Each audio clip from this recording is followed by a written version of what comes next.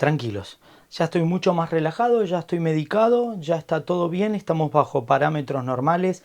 Vamos a hablar de tecnología en un episodio de La Mirada Crítica totalmente diferente a los que estás acostumbrado. Tan diferente que hasta tiene nueva apertura, dedicada para este nuevo evento de Apple. Mirada Crítica con todo, hoy en La Manzana Mordida. Y vamos a comenzar hablando específicamente de los MacBook Pro. Y quiero empezar explicando, te voy a explicar todo. Este episodio no va a ser igual que los demás, porque no vamos a hablar de las características como repasa el resto. Vamos a explicar a fondo. Y para empezar vamos a comenzar explicando por qué trae un notch. A ver, todo el mundo dice al final, ¿qué hicieron? ¿Le pasaron el notch del iPhone al MacBook Pro? Bueno, no. ¿Por qué? Porque no tiene Face ID y no tiene ni la proyección ni la visión de puntos a partir del IR. Así que la explicación es... no tiene explicación. El notch no tiene explicación. Le quisieron poner un notch, consideran que es una firma, una marca, una identificación de Apple. Bueno, esa será toda la explicación.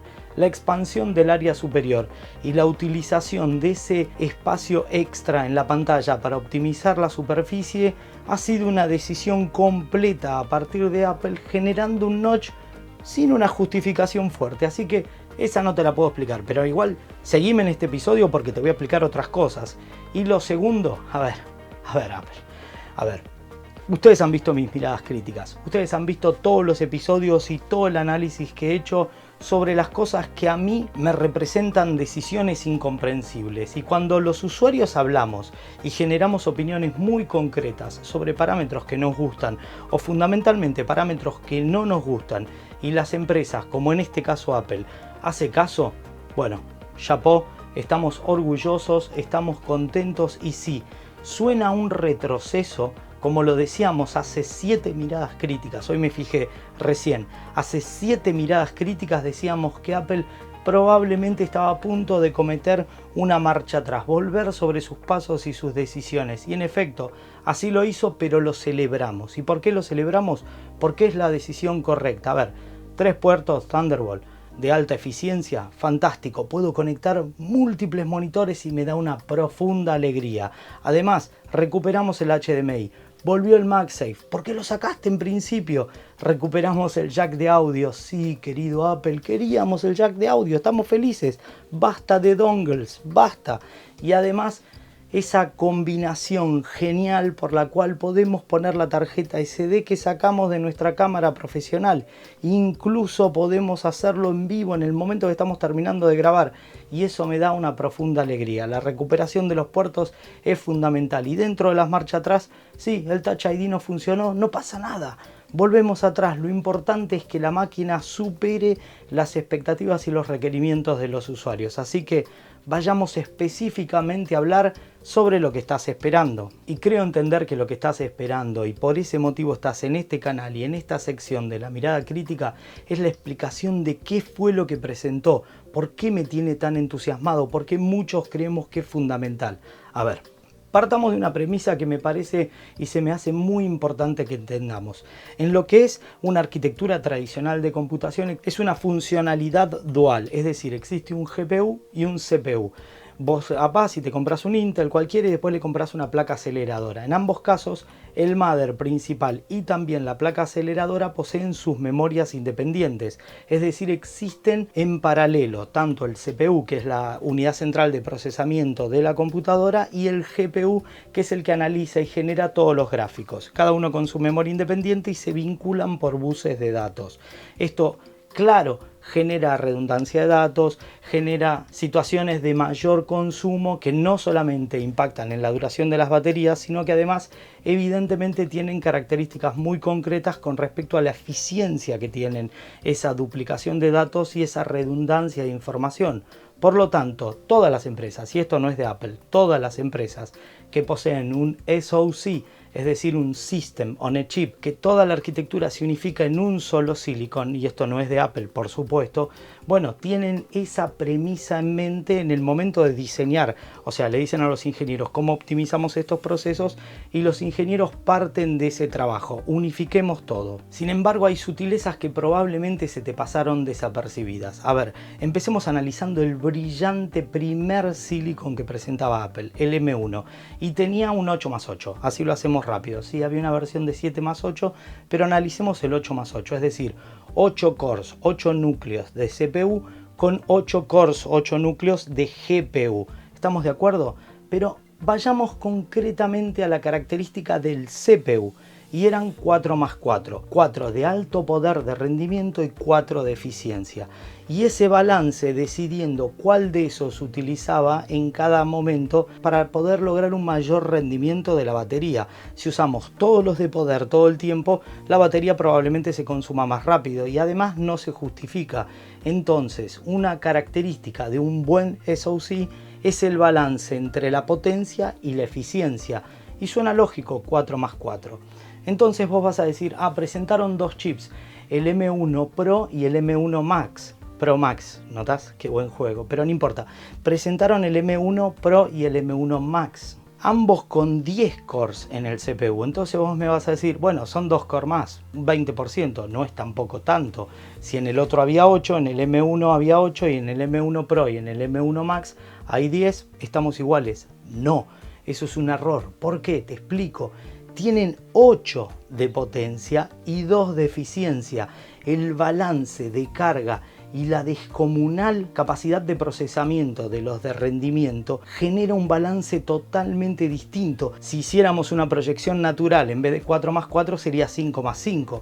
5 de potencia y 5 de eficiencia. Sin embargo, en este caso no. Los de rendimiento son 8 y 2 de eficiencia, lo cual lo vuelve realmente un pro. Estamos en una serie, estamos en la primera iteración de Silicons Pro y eso lo demuestra. Pasemos al segundo punto, que es el GPU. A ver, yo te contaba que era 8+8, 8 cores de CPU más 8 cores de GPU. En el caso del M1 Pro es 10+16 y el Max es 10+32. Entonces, vamos a pensar de qué se trata eso. El GPU es la capacidad de procesamiento gráfico. La cantidad de núcleos en paralelo que trabajan generan threads, generan hilos de trabajo que van procesando contenido en simultáneo. Al haber mayor cantidad de núcleos tenés más capacidad de procesamiento en paralelo, lo cual genera un descomunal balance entre la energía, la potencia y el resultado final.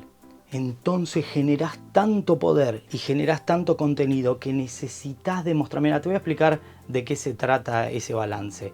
Tu cerebro probablemente procesa a una velocidad totalmente independiente de la capacidad de tus unidades externas, de tus periféricos que son más lentos. O sea, yo estoy pensando un montón de cosas que quiero decir, sin embargo mi cerebro procesa las palabras y mi boca las emite más lento. O por ahí se me ocurre una pintura, pero cuando me pongo a pintar, mi mano, que es una unidad más lenta que mi cerebro, tarda en procesar las pinceladas a pesar de que estoy pensando toda la pintura. Eso demuestra que la capacidad de procesamiento entre el desarrollo específico de los algoritmos matemáticos, la calidad gráfica, necesitaba que, adivina, es obvio, una pantalla que pudiera generar ese contenido. Y en estos Mac Pro presentaron mini LED, XDR con ProMotion variable de 24 a 120 Hz, porque claro, necesitas una buena tasa de refresco para mostrar una buena cantidad de gráficos, lo cual va generando una armonía para decir, ok, han ordenado la estructura de sistemas que tenían y estos sí son Pro. O sea, ahora sí tenemos un MacBook Pro que es Pro, a diferencia de los que se presentaron el año pasado, porque toda la serie era M1 y ahora es M1 Pro y M1 Max generando esos escalones. Pero hay una realidad, cuando vos procesás todo eso entre el CPU y el GPU, se tienen que hablar, se tienen que dialogar. Pensá este ejemplo. Supongamos que vos tenés un auto que viaja a 200 km por hora. Esa es virtualmente la capacidad que tiene de desplazarse, pero es hora pico. Y hay mucho tránsito y está muy embotellado, hay muchos autos detenidos, entonces viajás a paso de hombre. la tasa de transferencia que vincula todos los buses entre el CPU y el GPU dentro del sistema unificado del mismo silicon es fundamental, es importantísimo. Y te voy a explicar, en la serie M1 era 70, que ya era bueno, ojo, era bueno, 70 gigabits por segundo, pero en la M1 Pro es 200 gigabits por segundo y en la Pro Max 400 gigabits por segundo. Entonces tenés una gran capacidad de procesamiento, una gran capacidad de generación gráfica y una buena tasa de transferencia. Quedan dos variables más para analizar. Todo eso va a depender de dónde está almacenado, los elementos que va a utilizar. Te explico. Supongamos que vamos a cocinar una comida, vamos a hacer una cena. Y para hacer la cena, yo soy una persona desordenada, entonces me pongo a cocinar. Y digo, necesito utilizar harina. Y voy hasta la alacena caminando, abro la puerta, traigo la harina y la pongo. Y también voy a necesitar leche y huevos. Voy a buscar, traigo el primero de la heladera, lo pongo, después traigo el segundo, lo vuelvo a poner, empiezo a batir. Soy una persona muy ineficiente, sin embargo, la tasa de transferencia y la velocidad de desplazamiento de los ingredientes para cocinar van a afectar el tiempo que me va a llevar a hacer la cena. Entonces, si hubiera preparado el material y me lo ponía arriba de la mesa y tenía todos los elementos a una distancia que los podía agarrar simplemente con la mano, hubiera cocinado en menos tiempo, ¿se entiende? Entonces, esa tasa, esa velocidad es muy importante que el disco rígido que va a entregar, por ejemplo, texturas, que va a entregar elementos, videos, sea lo suficientemente rápido. Pero cuando no es lo suficientemente rápido, es muy bueno tenerlo en memoria RAM. Pensemos esto, si la mesa que tenemos es lo suficientemente grande, puedo poner muchos más ingredientes para cocinar. Entonces, mientras que estoy cocinando la cena, podría estar cocinando el postre porque tengo una mesada lo suficientemente grande. Ese espacio de hasta 64 GB de RAM va a permitir que muchos de los ingredientes que va a requerir tanto el CPU como el GPU estén en una memoria volátil de alta velocidad, porque su acceso es random, es al azar, puedo ir a buscar cualquier elemento de una manera mucho más veloz y eficiente. Esa es la última de las partes. Quiere decir que el almacenamiento en discos sólidos, una capacidad de procesamiento en el CPU, una capacidad de análisis gráfico en el GPU, con múltiples procesos en simultáneo de hasta 32 cores y una buena tasa de comunicación interna de hasta 400 gigabits, hacen lo que nosotros consideramos una máquina pro. Espero que te haya servido esta explicación y que no haya sido demasiado técnica o que haya cometido la menor cantidad de errores posibles, pero busqué ejemplos que permitieran que nos entendiéramos todos. Si fue así, por favor considera darle like a este video, contárselo a tus amigos y distribuirlo, porque aquí estamos en La Manzana Mordida para traerles cada vez más contenidos. Y poneme a ver qué pensás. Esta fue la primera mirada crítica sobre el evento. Va a haber una segunda, viendo la cara negativa que se puede presentar, pero eso me lleva un poco más de análisis. Así que ya saben, espero que lo comenten porque soy Fabián Fernández, esto es La Manzana Mordida y prometemos hacerlo. Sigue disfrutando de más contenido con estos vídeos recomendados.